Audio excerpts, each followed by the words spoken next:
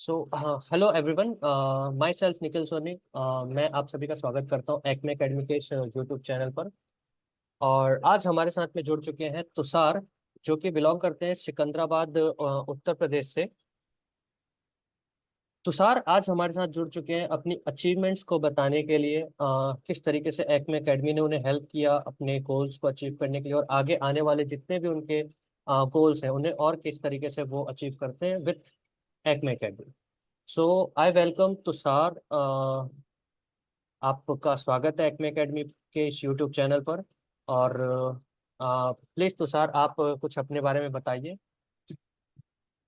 Firstly, thank you so much, sir, for inviting me on Acme Academy YouTube channel to tell me about myself, what I am doing now, what I have achieved till now.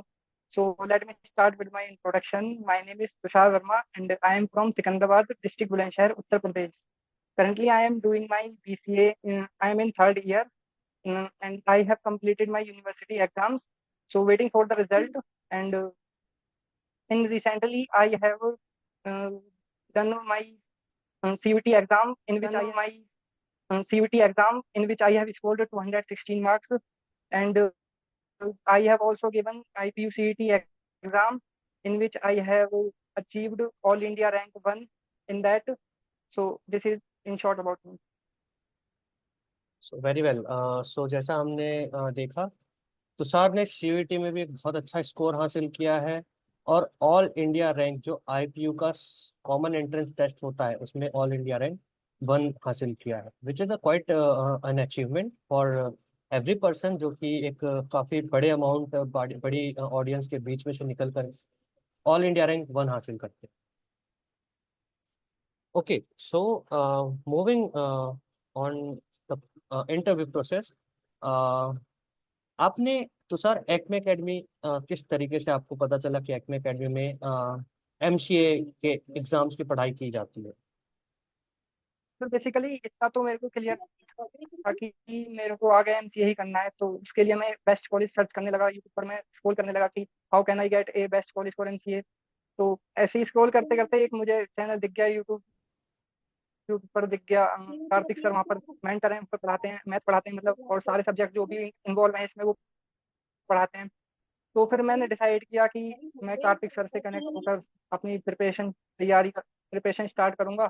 और और M C entrance exam को clear करने के लिए तो मैं sir से connect हो गया।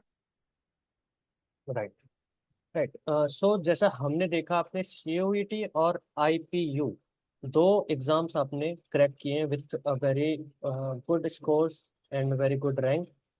कुछ बताइए हमें सीयूईटी के एग्जाम के बारे में, और कुछ बताइए हमें आईपीयू के एग्जाम के बारे में कि किस तरीके का आपका एग्जाम पैटर्न था। अगर आपके आने वाले जो जूनियर्स हैं वो अगर इस एग्जाम को लाइक अपीयर करना चाह रहे हैं, वो किस तरीके से उस एग्जाम्स को क्रैक कर सकते हैं, किस तरीके से आप जितना ही स्कोर करके वो ऑल इंडिया रैंक 1 लेकर के आ सकते हैं और बहुत अच्छा स्कोर हासिल करके एक बेटर कॉलेज ले सकते हैं। तो sir when we talk about CUT, तो सर सीयूटी का लेवल एक मीडियम लेवल होता है, जबकि निमसेट का लेवल थोड़ा हाई होता है, लेकिन सीयूटी का लेवल मीडियम ही होता है। उसके लिए सर मैं जैसे टेस्ट दिए थे मैंने, एक्म एकेडमी के ऐप पर टेस्ट भी होते हैं, रेगुलर टेस्ट होते हैं, तो उन टेस्टों में जैसे टेस्ट देते हैं तो वो जो क्वेश्चन होते हैं सर उनसे जो प्रैक्टिस हो जाती है, उसी उसी प्रैक्टिस के बेस पर मैंने सीयूटी का एग्जाम दिया। तो मतलब जो भी वहाँ पे क्वेश्चन आए हुए थे बहुत सारे मैचिंग क्वेश्चन थे, मतलब सिमिलर टाइप के क्वेश्चन थे, तो उनको क्रैक करने के लिए कुछ ज़्यादा एफर्ट लगा नहीं।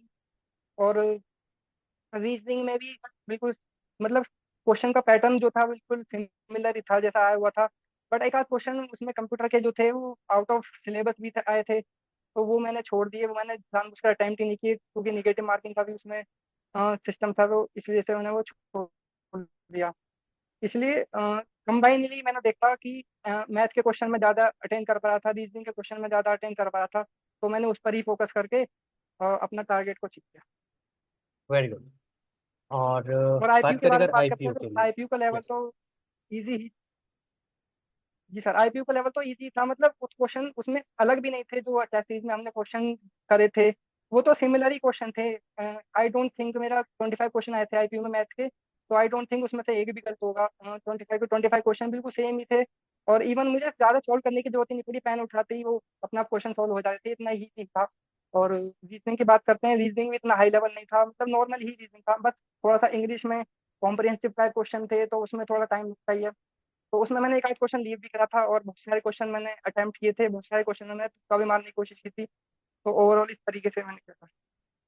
Okay, right. जैसे आप बता पा रहे हैं कि आपको इजी लगा, बट या वन मोर थिंग, बट कुछ बच्चों को ये एग्जाम्स भी इजी नहीं लगते, तो वो अच्छी तरीके से अपने आप को प्रिपेयर करें, go for the best only.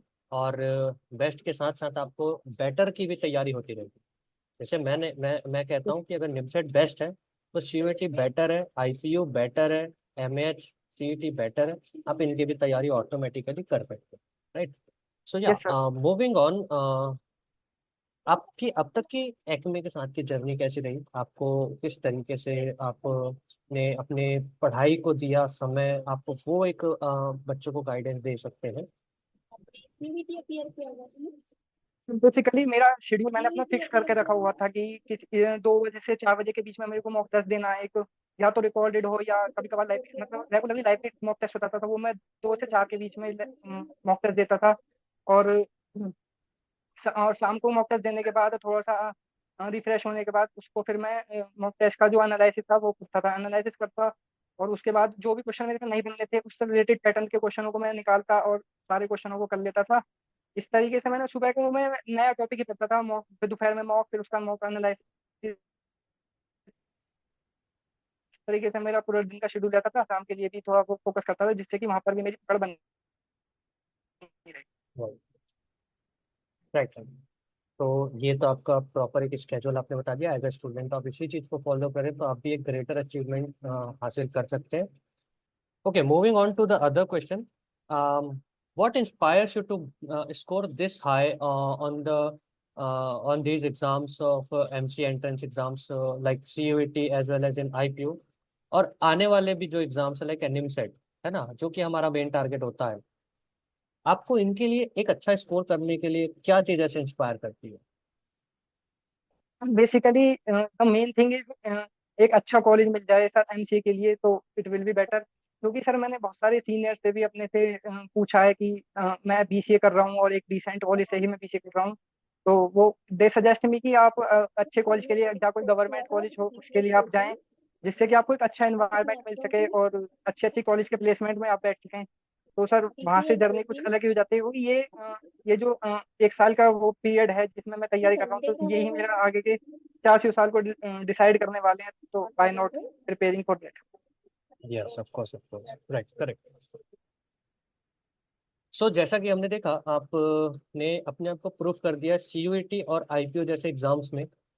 What is your next target for NIMCET 2024? अपने आप को आप निमसेट के एग्जाम में कहाँ देखते हैं? I will be seeing myself under 10 rank, all India rank under 10. I will be seeing one digit rank, so I will work for that. Yes. So ये बहुत अच्छी बात है कि आप एक बेटर रिजल्ट के लिए मेहनत कर रहे हैं और साथ साथ आप एक्सपेक्टेशंस भी खुद से रख रहे हैं कि आप सिंगल डिजिट रैंक लेकर के ही आएंगे। So what we hope for you is all India rank 1 in NIMCET also. And या Thank लेट्स होप आपका जिस तरीके से भी हम एक्मे एकेडमी की तरफ से आपको हेल्प मिल पाए हम वो प्रोवाइड करेंगे, और आपको ऑल इंडिया रैंक 1 या single digit which is your goal हम आपको हासिल करवाएंगे। चलिए, ये तो हो गई हमारी अब तक की बातें। ये एक लास्ट क्वेश्चन आपसे मैं करना चाहता हूँ कि आप अपने फेलो स्टूडेंट्स और जो अपकमिंग निमसेट 2025 के लिए जो बच्चे टारगेट कर रहे हैं, या CUET and IPO and other entrance exams के लिए आप जो तैयारी कर रहे हैं, आप उन्हें क्या सजेस्ट करेंगे, आप उन्हें कैसे गाइड करेंगे? Okay sir. तो सर जो स्टूडेंट 2025 में निमसेट एग्जाम देने वाले हैं, बस उनके लिए मैं सजेस्ट करना चाहूंगा कि अगर उन्होंने अभी तक अपनी प्रिपरेशन स्टार्ट नहीं की है तो मेरा सजेस्ट यही है कि वो अभी से ही स्टार्ट करते हैं। क्योंकि सिलेबस भी वास्ट है और अगर आप जितना ही डीपली सिलेबस को पढ़ेंगे उतना ही आपके लिए बेटर रहेगा, क्वेश्चन आसानी से बनने लगेंगे। और जितने ज़्यादा आप टेस्ट देंगे उतना ही ज़्यादा आप प्रोग्रेसिव रहेंगे इसके लिए। और सर यही है, बहुत छोटे स्टेप्स है कि अभी से ही स्टार्ट कर दें के लिए या कोई भी एमसीए एंट्रेंस एग्जाम के लिए, तो अभी से ही आप अपनी प्रिपरेशन स्टार्ट कर दें। और जो 2024 में देने वाले हैं, आई नो बहुत सारे एक्मे एकेडमी में स्टूडेंट्स हैं who are doing better than me, in mock test में भी वो मुझसे बेटर करते हैं। तो आई विल से कि they are regularly giving exams and I also doing the same. So giving regularly mock test is very important. So it was nice talking with you, Tushar, and I hope the best for you. और हम चाहते हैं, Acme academy की पूरी team चाहती है कि आप ऑल इंडिया रैंक 1 लेकर के आए और सिंगल डिजिट जो कि आपकी चॉइस है वो लेकर के आए अपने निम सेट 2024 के एग्जाम में। और एक्मे एकेडमी आपको ये प्रॉमिस करता है कि आपको जितनी बेस्ट से बेस्ट रिसोर्सेज प्रोवाइड हम कर पाए हम आपको प्रोवाइड करेंगे और आप अपने गोल्स तक अचीव करें। सो या एक्मे और एक्मे की टीम की ओर से आपको congratulations again for scoring and achieving All India Rank 1 in IPU CET. And thank you so much for giving your time and Thank you, sir. guiding all those students who are studying with you as well as who are going to study for 2025 exams. So thank you No, everybody. sir, thank Please subscribe our YouTube channel and do like this video as well. It will boost Tushar's morale as well as ourselves. Will provide the best study content related to MC entrance exams. So yeah, thank you so much, guys. Thank you so much. thank you, sir.